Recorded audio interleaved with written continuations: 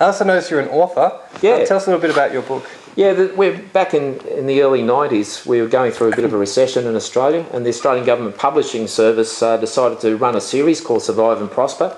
And my colleague John Yelland, we were in business together. We were asked to write this book for that period. So it was survive through import-export through that rough economic period, and when you get out of that, to prosper. So we had to write it. I mean, America's in that situation right now. Exactly. And the UK not far behind, but they're in a position where if they can hold on, then once things pick up again, that's the way to go.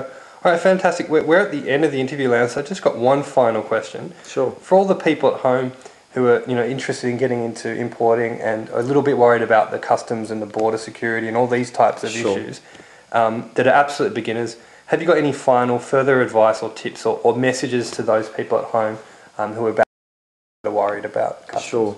Well, I guess the first thing is to, in the country that you're operating in, check the website of your customs authority, your quarantine people, and anyone else that might be related to international trade. And you can generally Google that quite well.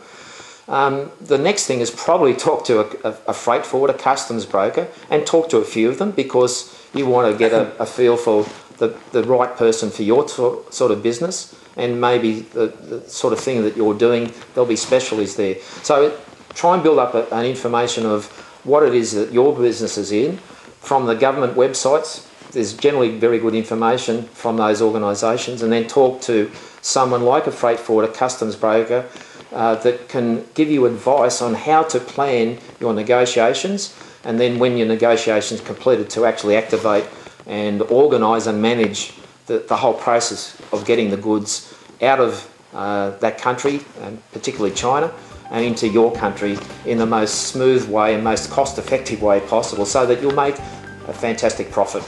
Fantastic. That's great advice. Thanks, Lance, for the interview. Thanks, Brendan. Cheers.